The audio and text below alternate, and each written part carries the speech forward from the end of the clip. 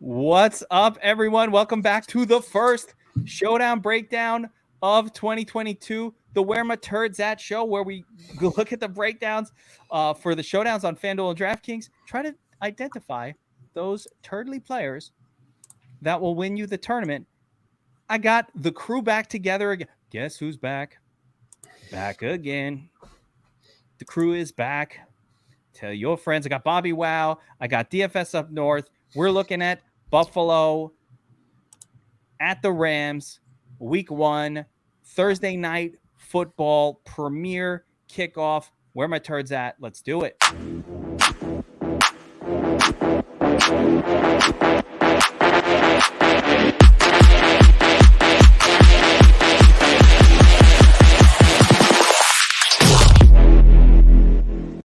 All right, we got the crew back together again. So exciting.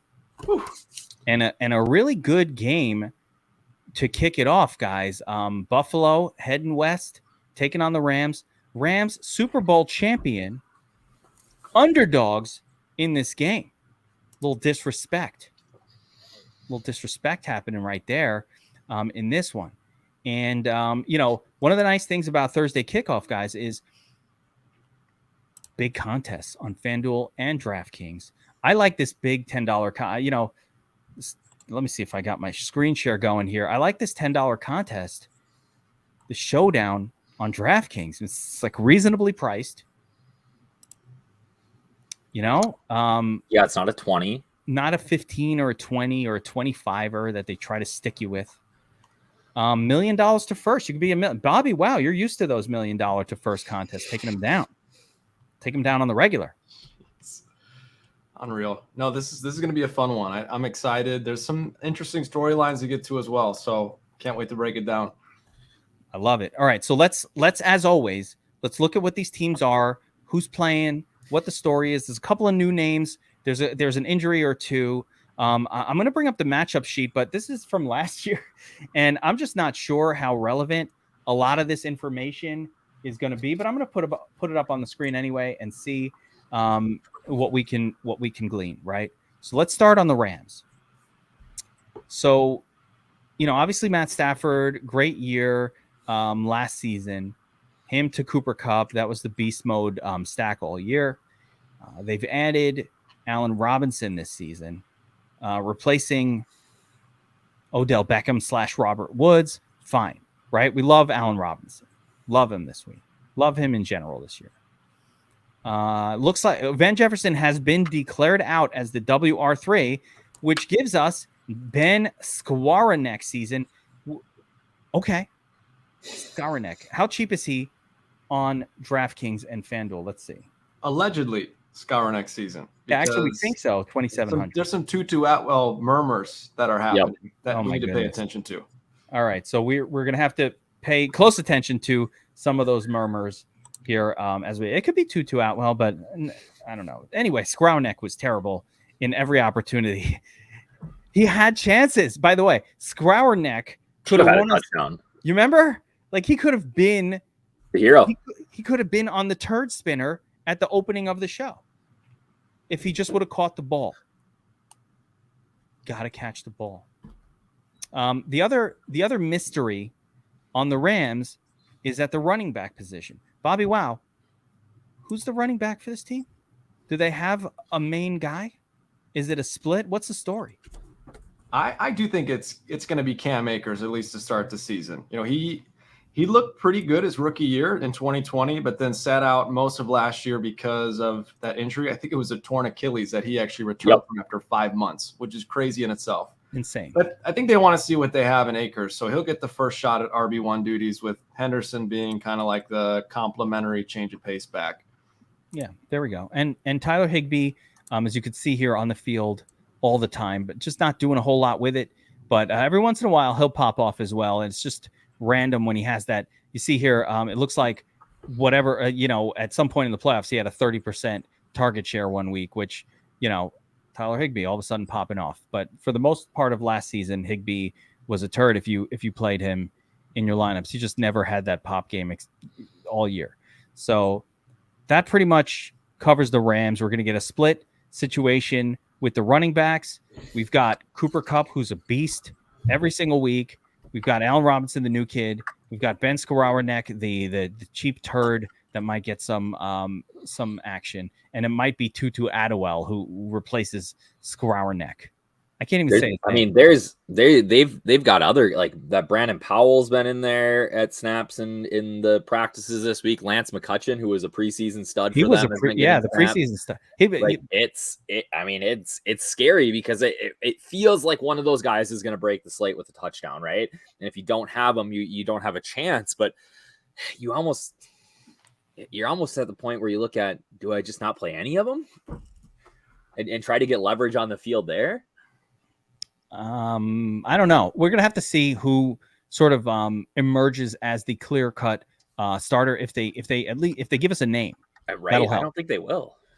I'm gonna assume it's Ben Skowronek, and I mean, he's got the most experience of any of them. Yeah, I think it's gonna be him. So let's move on to the Bills side. And again, there are some mysteries, some new players here, and some exciting new players, and again, little bitty mysteries. So we're gonna go over all of it, right? So Josh Allen, GOAT quarterback, runs the football, always a good play. You guys know very well on DraftKings, I don't necessarily believe in ever using a quarterback at the captain spot, but that rule doesn't apply to FanDuel. I think Josh Allen will be the most popular captain on FanDuel. We'll see when we look at the sheets in a moment, at the cheat sheets and the ownership projections. At running back, it's kind of a mess for Buffalo. And we were just talking about this, Josh, before the show. You're talking about Zack Moss? Like, what? They had essentially written him off, but he had a good preseason, 2 touchdowns in their last preseason game, or their second to last preseason game. Like, they listed him on the depth chart at number 2. There's a lot of James Cook hype as a rookie coming out. I think they're going to use him in different situations, like not necessarily a gadget type of player, but I think they'll use him in some situations like that. But Zack Moss is not a good player, but Vegas seems to think that he's going to be their number 2, at least in terms of how they're projecting props and stuff now. I got to say, last season, there was a healthy Moss and Singletary, and they just gave the ball to Singletary. And I fully expect if they were going that direction, that would make Singletary a volume beast in this game. That's what that would lead to. Bobby, wow, you're nodding. Like, you kind of with me on that. Like, I think if it's much more likely that Singletary just goes beast mode and gets 20 plus touches to me than Moss splitting. I think so. I think Singletary is going to get the large share of the work. And Buffalo just released their most recent depth chart. Zack Moss is 3rd now. Yes. So it'll be interesting. I think the guy to play, if you're going to play one, Singletary, and that's pretty much it. But here's the question I have. When you say, like, when's the last time Buffalo ran the ball 20 times in a game?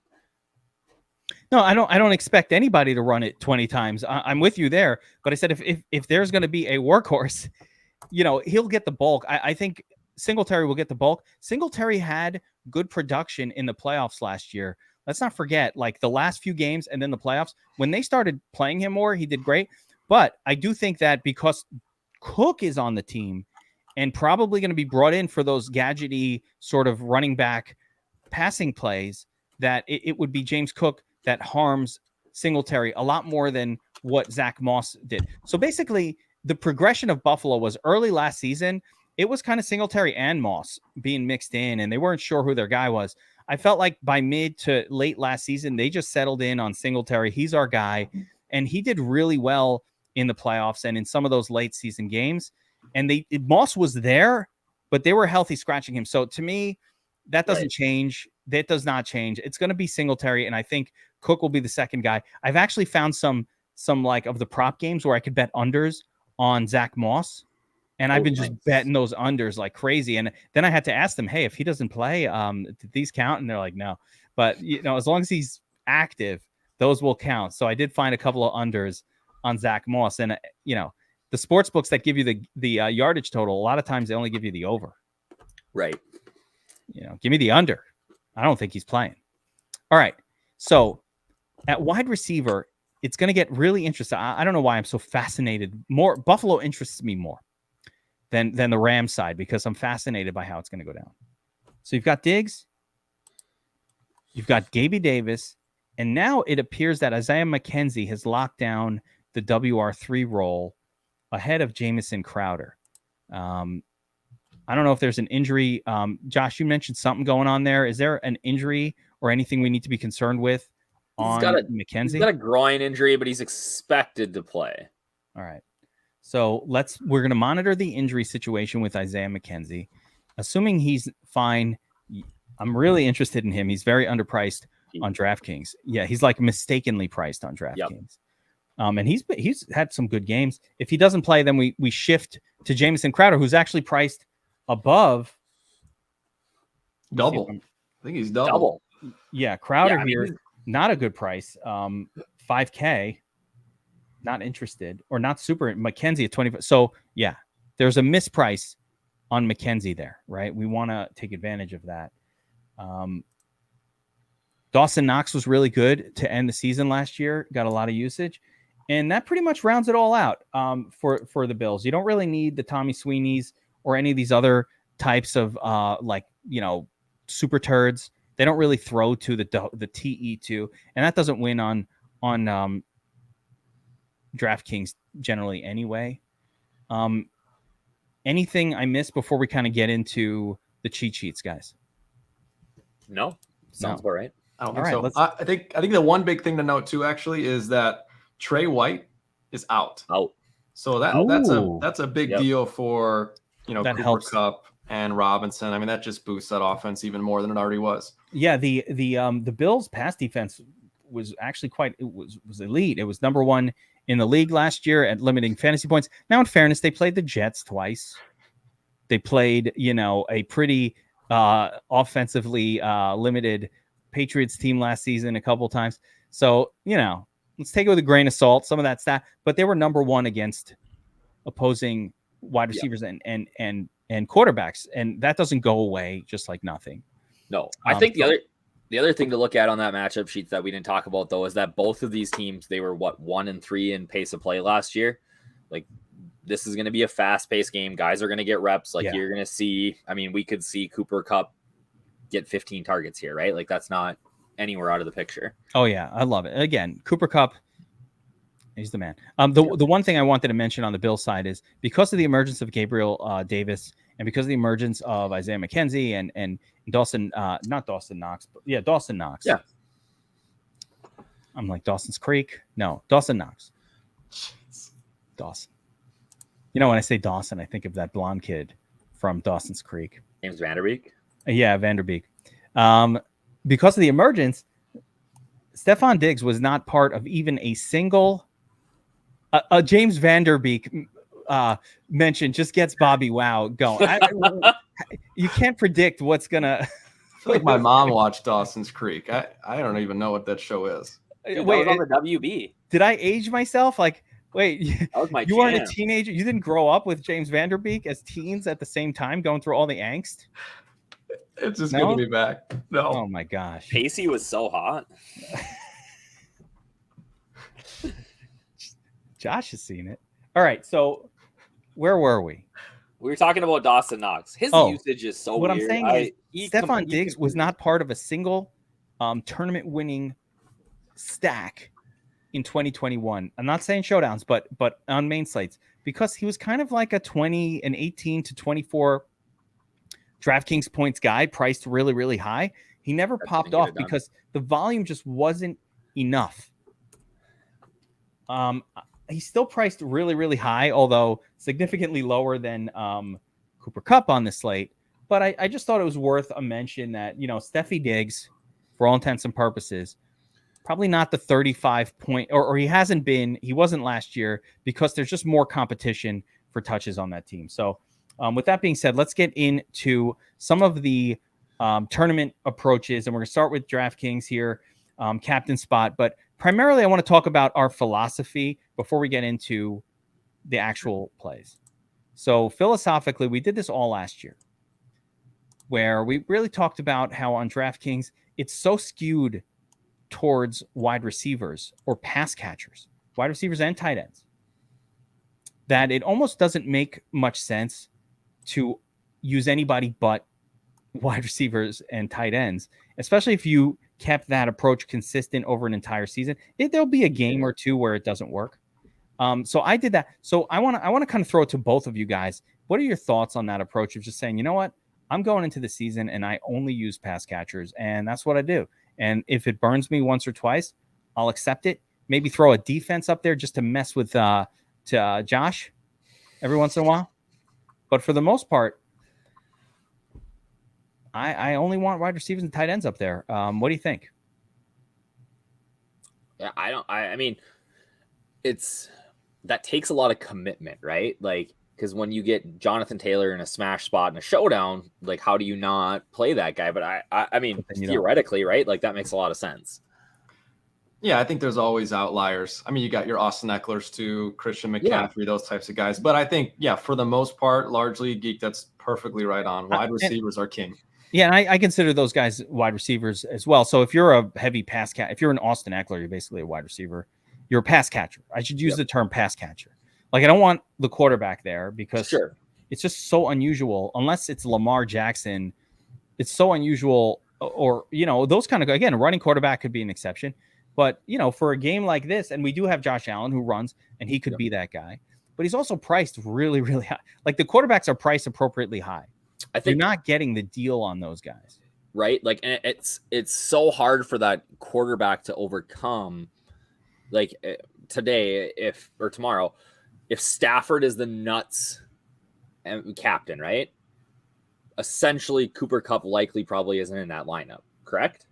Either that or he's in it, but doesn't do shit. Stafford somehow outscored him. Like, I don't know how that happened. Right, Stafford would have to run one in. I mean, essentially, or Cooper Kupp has 80-1 and it's low scoring, right? Like, those are the kind of theoreticals that you gotta kind of go through in your head if you're going with that guy, right? It's very tricky on DraftKings for the quarter, especially a pocket quarterback, to make it work. He'd almost have to spread the ball around so liberally that it's like the 2017 New Orleans Saints offense, where there was 9 guys and you never knew. Aaron Rodgers without Devontae Adams, right? Like, where he just throws it to a bunch of turds and gets 4 touchdowns, and that's the scenario where that sort of passer gets in. All right, let's get into this Bobbywow, the Bobbywow cheat sheet, and we start with the captain position. And I want to talk a little bit about ownership projections as well as they show here. We've got our captain ownership, our flex ownership numbers, our player projections, all that here. So obviously Cooper Kupp, 5-star play. I tried fading him last year in these showdowns, and it burned me every single time. I think we argued about fading him in every single showdown breakdown. And I was like, no, just go all in. And you're like, no, so now what? You've come around, Bobbywow?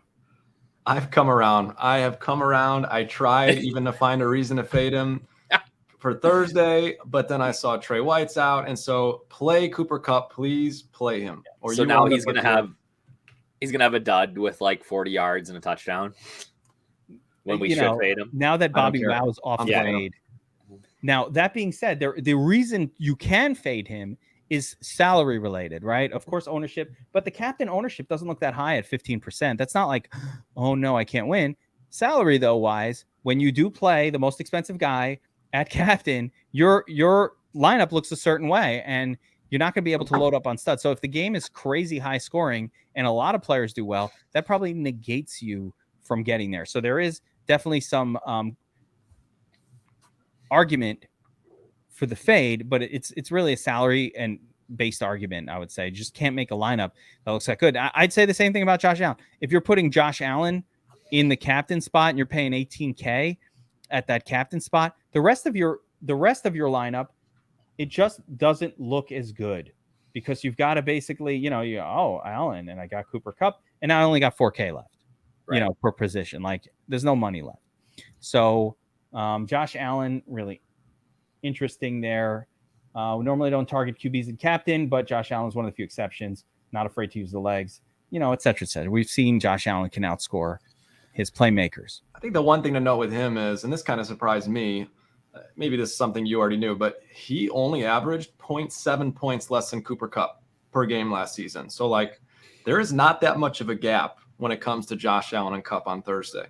Yeah, no, I feel you. And I, again, I would say the bigger concern for me is just like any of these super expensive guys. So one thing we've noted in our study of showdowns, in the highest scoring of games, I actually looked up, we didn't have a Bills Rams game last season, but we had some kind of similar, like I think it was Bills Kansas City. We had some kind of similar games, and I looked those up to try to get a sense of, what the winning lineups look like in those. And what you saw was it wasn't the most expensive guy, because there were so many players that scored well that usually somebody cheaper would pop off and allow you to have Allen and Kupp and a bunch of these other studs in the flex positions, because you kind of played one of the cheaper wide receivers that popped off. It still did well, but up in the captain spot. Matthew Stafford. I love Matthew Stafford, but it ain't for me, Bobbywow. Yeah, not really for me either. I like to put anybody that's viable, and he's been nuts captain before on DraftKings, which is why he's there. But I fully agree with you. And I don't like it for Thursday. Yeah, I don't like it in the spot. The defense is good against quarterbacks. He's a pocket passer, which just doesn't sit right with me. I think Kupp, if he's going crazy, Allen Robinson, Cooper Kupp, like there's just other people going even crazier. So that ain't for me. I will not be using Matthew Stafford, but I understand why he's there. And I also don't love the price. He's still too expensive. Like if he was $7K, I think I could get down with it, but not there. Stefan Diggs, I talked a little bit about him, some concerns, but what do you think here, Bobbywow? He's relatively cheap for what he's typically priced at, and so that's why he's in consideration there. No Emmanuel Sanders to deal with, but I think going back to your point, Geek, I think I put it in the notes there. He only surpassed 20 fantasy points in 6 out of 20 weeks. He only surpassed 25 fantasy points in 1 week. Yeah. And so, I think you're right on. This is the game environment where, in theory, he could be a captain.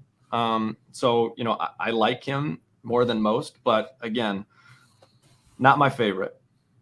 Josh, you kind of, Steffi Diggs, he's going to be in the mix, but kind of on yeah. I think it's tricky, right? Like, I think we saw with Diggs the regression that I think we might see with Cooper Kupp last year, right? Like, where it just wasn't quite like that massive game every single week. And maybe we get that bounce back here. I like the guy priced below him a little bit, but I think that he's going to end up being a trendy sort of pick, just given how much everybody's been talking about him in camp and what Gabe Davis is. I mean, what Diggs came out today and said that he'd have Gabe Davis on his fantasy team. I'll have him on my team too, man. I love Gabriel Davis. He looks so good in the playoffs and kept it going in the preseason, that connection with Josh Allen. So like, what's not to like about this guy? He might actually be good. Like we kind of all think like, he's just, if anybody in a Josh Allen offense could pop up. What if he's actually good? He's good. So I don't know. I like Davis. He's one of, at 7,200, I'm saving enough. Right. That I'm now starting with a cheaper guy. He had a 55 pointer. We all know like the crazy game, but he also looked great he looked good in other games. And I think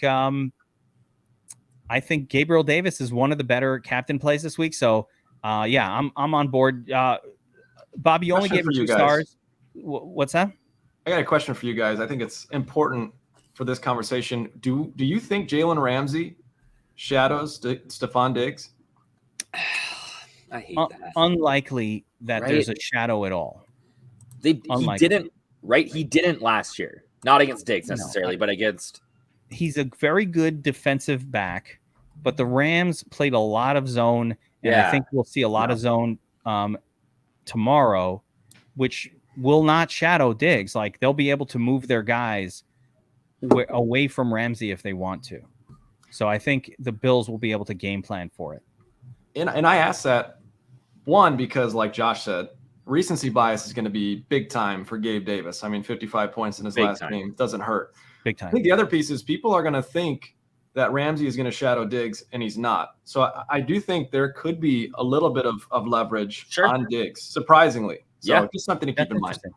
I think so too. That is an interesting point, and I think you're right. I think people will be mistaken to think that there is going to be that. There won't be, or I definitely do not expect. I would almost say certainly there will not be a shadow coverage on Diggs like that. That's not what the Rams have been doing. So yeah, that'd be really interesting if that kind of affects ownership, and maybe Diggs becomes this interesting contrarian play. All right, Devin Singletary. We talked about him already. I think we're all kind of agreeing that, or at least me and Bobbywow. I think Josh, you might not fully agree, but like me and Bobbywow kind of think that Singletary is just going to resume his form as the 75% touch guy, and I actually think he'll be spelled by Cook, not by Moss. I think he's gonna play. Like I think like you said, I don't see any reason why he doesn't get 70% of the touches. I mean, he had a pop off game in the playoffs. I don't see much more than like 45 yards and maybe a touchdown. Like he's priced up a little bit here at 7. You know what I mean? At that price, I'd rather play Allen Robinson, right? Like I would definitely. We'll get to him, but I hear what you're saying. He seems a little expensive for a yardage and touchdowns back. Bobbywow, do we need Devin? I mean, you only gave him 1 star. Do we need Devin Singletary in our captain pool? He's not the kind of running back that will destroy you. I made a note of this, and again, I like including everything that I'm thinking in my head. So my sheets will always reflect my exposure. I think the only instance it's worth a couple shares of him is if you have lineups that you aren't playing Josh Allen in. If there are lineups without Josh Allen, I prefer to have Singletary in those lineups. I mean, he's a solid player, and people forget he had back-to-back weeks of 25 fantasy points. So it's not the most outlandish thing in the world. But no, I don't overall, think so. I do agree that, probably not the most ideal play. I hate to jump. I mean, we've been talking a little bit about strategy here. I feel like we cater, not, and myself included, we cater a lot to like 150 max.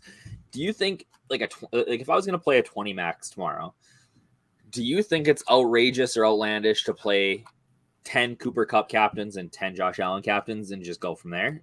Or or do you think theoretically we should do the opposite? I would be doing the opposite of that. Right? In a 20 max contest, I'd much rather load up on what I think are lower owned, but maybe sharper plays. So if you gun to my head and said, Kevin, you can only choose 2 captains tomorrow. You're in a contest with 50,000 people in it. Yeah. There's 50K people in it, and you're only allowed to enter 20. I'd rather load up on Isaiah McKenzie and Allen Robinson types, or Ben Skowronek. Not even him though. I think it's Isaiah, but you get the idea. I'd rather load up on those 2. I don't think I think if Cooper Kupp's the captain, you're going to have a hard time finding the nuts, even with 5 lineups or 10 lineups. Like you're going to it's going to be hard to find it because you're going up against, 150,000 other lineups with the same exact captain. It's tough.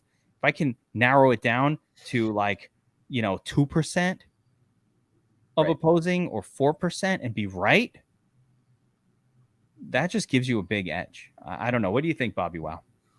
Yeah, I couldn't agree more. I think, Kupp, everyone's going to play Kupp. More people are going to play Kupp and Josh Allen in a 20 max. And so I love Isaiah McKenzie. If that's his ownership in the captain spot, I would smash that in 20 max. I think you're right too. Allen Robinson, and then whoever comes in as the lower projected between Diggs and Gabe Davis. Those would be my 3 interest points. Yeah, the cheaper guys, but more so lower owned, less expensive. I think. Yeah, and I guess the point I'm trying to make is I think that a lot of people when they play these, they're like, well, Kupp's a smash player, Allen's a smash play, and I have to play him at captain. But like you said, like I'm not trying to min cash this thing, or I'm not trying to just win my money back. Like I want to win. You got to differentiate. I did videos on this offseason. I hope you guys all checked them out.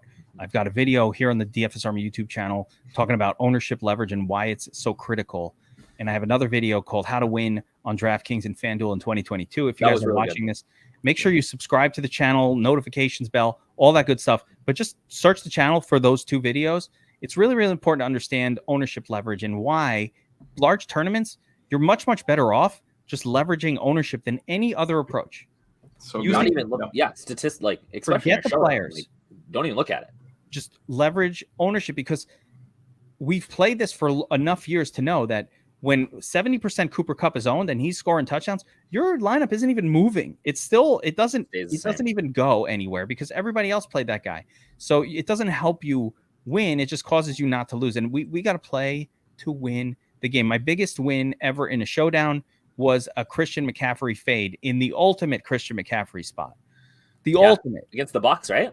It was against the Bucs, and at the time, the Bucs were like this terrible defense. The point was, it was the ultimate spot for Christian McCaffrey, and I faded him. And the team, it was a third.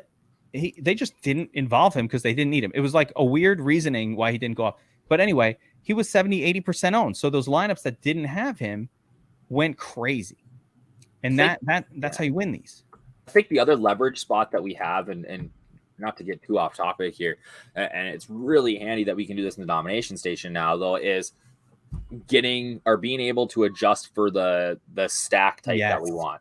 So I was just looking at it so if it was me and I was going in and building in the DS, I would essentially not even touch a 3-3 in a big tournament. Yeah, you can. So the Dom station, the DF Summary Domination Station, we've added a feature for the Showdown that allows you to specify 5-1, 4-2 stacks, favorite underdog. And we've actually got a DFS spreadsheets. It's publishing an article kind of showing which approaches have won.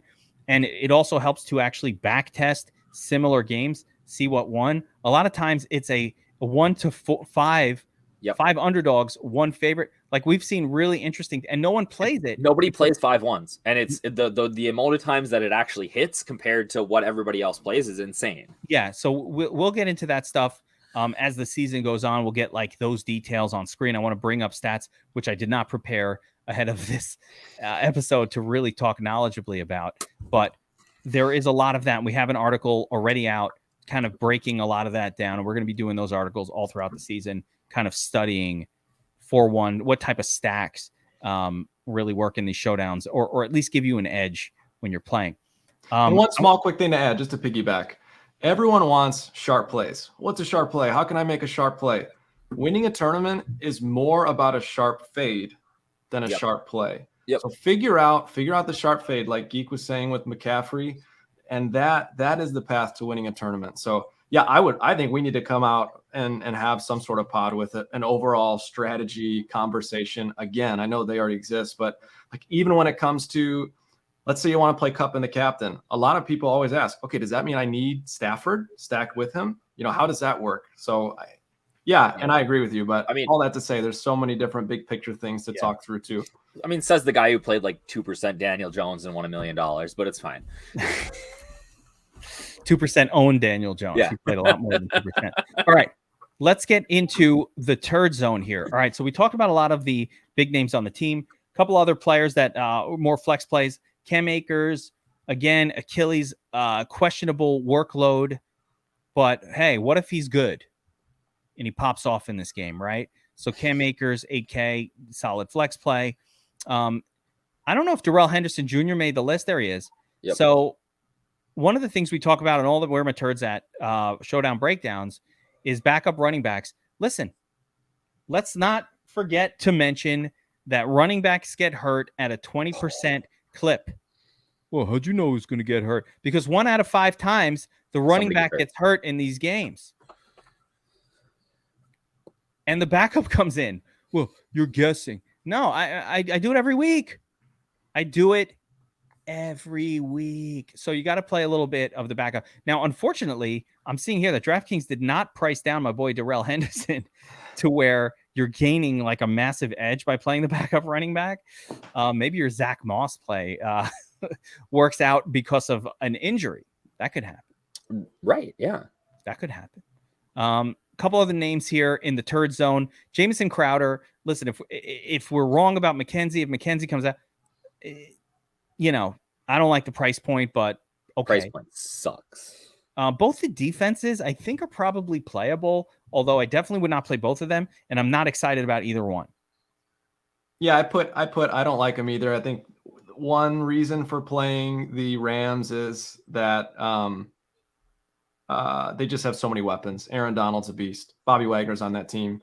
And the reason to play the Bills would be Matt Stafford is obsessed with turning the ball over. So outside of those two reasons, there's really no reason to roster them. Or Von Miller's on the Bills now. Von Miller. That's right. I forgot about that. My goodness. Revenge. Both improving defenses. So, yeah. Yeah, I think I'm surprised at the ownership level, but people love defense and Showdown. I'd be very low. What are the defenses projected? 14 and I thought they'd be lower than that. Wait a minute. In a 15 No, they are low. Flex ownership. You're talking 14. Yeah, that's a little high for me. So, kickers as well. That 14, 15%, I'm probably going to fade both defenses at that ownership. Personally, that's what I'm probably going to do. Kickers always in play as well. Kickers are especially, they're cheap. In a high scoring game, they could pop off. There's not that many people sub kicker salary on this slate that are even viable at all. So, I think both kickers are certainly playable. And sometimes you get a weird game week 1 where the teams are just like a little bit off. Yep. And then even better for the kicker. Yeah. You know what I'm saying? Like the teams are a little off and all of a sudden the kickers are doing all the work. That's contrarian. I like that. So, turd zone. Wait, let me play my turd. Wait. Tutu Atwell. Hell no. Bryson Hopkins. Hell no. No. Brandon Powell. Who? What? I know. Hell no. No, I don't want any of those guys. Tommy Sweeney, the backup tight end for Buffalo. What? So the only guys I can get on board with here in the turd zone, Ben Skowronek. Looks like he's going to start for Van Jefferson, and maybe we're wrong, and it's Tutu Atwell. Fine, it'll be his first good game ever. Did he get into a game last year? Yeah. No, this would be the first. So, I think that's about it. In that situation. And let's be clear, these guys are not good plays by any means. No, they're the turd zone. We have to explain it, right? The reason for the season is we need to cram guys like Cooper Kupp and Josh Allen into our lineups. And the only way to make that happen effectively sometimes is to use some turds like this. So that is the rationale here. But there are some turds. Tommy Sweeney's caught a touchdown before, right? Like, has he? Yeah, he did last season. Yep, last season. I think Knox caught one in the same game, to be honest. Bryson Hopkins replaced an injured Higbee in the playoffs. Caught 4 passes for 50 yards. There you go. If Higbee gets hurt, so if you're trying to win the million, that's how you do it, right? Bryson Hopkins comes in, he replaces an injured guy. Insanity. All right, let's take a quick look at FanDuel and just, give FanDuel a little love, guys. Yeah. Here in terms all about the high score. Just understanding the difference between FanDuel and DraftKings. FanDuel much, much more favoring the quarterback position, the running back position. But wide receivers can get there. So it's not like they can't get there, but it's certainly going to favor these other position groups. So just real quick, Bobbywow, take us through the captain, the MVP spot on FanDuel for you and how you kind of see it going. We've talked about it before. It's all about the quarterback on FanDuel. The running backs, there's too many question marks here. Otherwise, they would be up there as well. But Thursday is all about the quarterbacks. And so Josh Allen easily could be the highest scorer on FanDuel. Cooper Kupp doesn't get that full point PPR. And, I think Josh Allen has the far and away the clearest path to the optimal lineup. So him, Stafford, and then also got to show Cooper Kupp some love still. I think those three are the primary MVP plays. Yeah, I agree. I agree as well. Normally I like running backs there, but neither team has a dominant running back that you're going to feel like great about. You know what I mean? So everybody else becomes like these lesser plays. Like I can't feel great about Cam Akers or and Stefan Diggs, just not as much upside. So yeah, I totally agree. I think it's this trio, and we see the captain ownership, the MVP ownership, it's going to be very concentrated. Josh Allen 20, Cup close to it. Matthew Stafford a little bit low here at 11 or 12, so maybe there's leverage to be had there. I don't really know. Would you consider a Cup fade in the MVP, Bobby?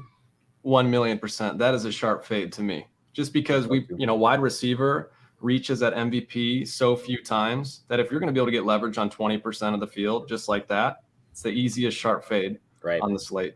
Just straight fade it. It's wild. FanDuel, remember, is a game of ties. It's a tough showdown format where it's actually hard to be very profitable. And I kind of recommend, maybe not mass multi-entering as much on FanDuel. It's really difficult because you win them and you still don't make any money. But when you don't win them, you lose money. It's really a tricky format. But again, every once in a while you nail one and you pop off. But you got to be a little bit of contrarian about it in order for those to work out. So if you're going to kind of go chalky, I think the best strategy on FanDuel that I found is I just play the cash lineup. Right? Like you can go through and build a lineup that looks pretty cashy, and then you just enter it into all those contests, and 9 times out of 10 you're doubling your money up. Yeah, small contests, smaller tournaments rather than giant, small tournaments rather than giant, top heavy GPPs. So getting out of the cash zone, out of the captain zone, let's talk a little bit of flex position, and obviously the studs are the same here. I'm trying to think if any turds pop up, like salary wise. Yeah, I mean Dawson Knox at 10K, interesting. Higbee at 8,000. Higbee becomes much more interesting at 8K, I guess, because he's one of the more viable pay down options. Yeah. Oh my gosh, Isaiah McKenzie 8,500. Yeah. Yeah, he's severely mispriced on both sites. Yeah. He's too expensive on FanDuel at 8,500. 8,500 feels like a lot for Isaiah McKenzie. Although, like I said, they run a sweep to McKenzie. He's a touchdown guy. He used to be that just gadget guy that they'd run that one play to and he'd score on it, or that was it. No, he's a touchdown. Think about Cole Beasley. I mean, he's a much more talented, higher ceiling Cole Beasley to me. I think so, yeah. Yeah, he's a touchdown scorer. He's a touchdown scorer. So that's fine. I love him on DraftKings, obviously, but I'm interested on FanDuel, but he's a little more expensive. I was hoping to see a 5K in fairness. Oh, come on. Wow. Jeez. Yeah, I was. Tavon Austin is 5'5". Tavon Austin. He's still in the NFL. It's crazy. Still in the NFL. Ben Skowronek, 7,500. He can catch a touchdown pass. This guy could be in the nuts. That is a turd that could marinate in the punch bowl, float his way to the top, and win somebody some money. So I think Skowronek at 6,500, and then the kickers. James Cook, could he catch a touchdown? Sure. Remember, FanDuel, we need touchdowns above all others. This is why even the backup turd tight ends are somewhat in play. You need a little bit more than that on DraftKings to get there more often than not. You want to try to slap together a little cashy kind of looking lineup here. Let's do it. Let's see. I think Let's see if you got what I just did. You're going to start with Josh Allen. You want to get him and him in there. No, and then you can't do it, right? So already we got problems. I can't do it. So I've got to leave out one of these two. If I'm doing cash, I think I have to play Stafford over Cooper Kupp. As crazy as that seems. As weird as that. Okay, now that I'm looking at it, though, I mean, obviously Kupp's season last year was insane, but even on FanDuel, Kupp outscored Stafford most weeks. He did. I know. But I think it's Stafford. But yeah, Matt Gay is my cash, favorite spot. Under 10K. Who is? Matt Gay. Yes, me too. He's in mine. Still 9K left, so you need a cheapie and then one more spend up. I'm just gonna send my vibes to Geek on how I built mine. Yeah, I mean, which way were you going with it? Like Davis? Click Davis and then go see And what then you you're left with Scarara neck. Yeah, that's where I ended up. Yeah, I don't know if I'm going to enter that one in cash, but I don't like that's that kind of one like either, how it went. but that was my initial build. Yeah, that's kind of how it went. So anyway, I'm not entering this one because this is the Millie Maker, and this will never win a tournament like that. No, I So, mean you'd win like $750. Maybe. guys, let's wrap it up there. Listen, where my turds at? First showdown breakdown of the season. Let's If you're go. not signed up at DFS Army and you're watching this, I don't know what you're waiting for. We've got the best deal we ever do preseason NFL 2022. It's promo code NFL 2022. You sign up as a VIP. You get all the access to everything we do, 15% off. You get me, Bobby, Josh all season long, shows galore, everything you want, need, and desire. So definitely check that out. And we'll be back all season long with showdown breakdowns, some in front of the paywall, some behind the paywall. I think the Thursdays we're going to do as a regular show. So make sure you're subscribed, like all the good stuff. And we will see you guys next time on another showdown breakdown. Where my turds at?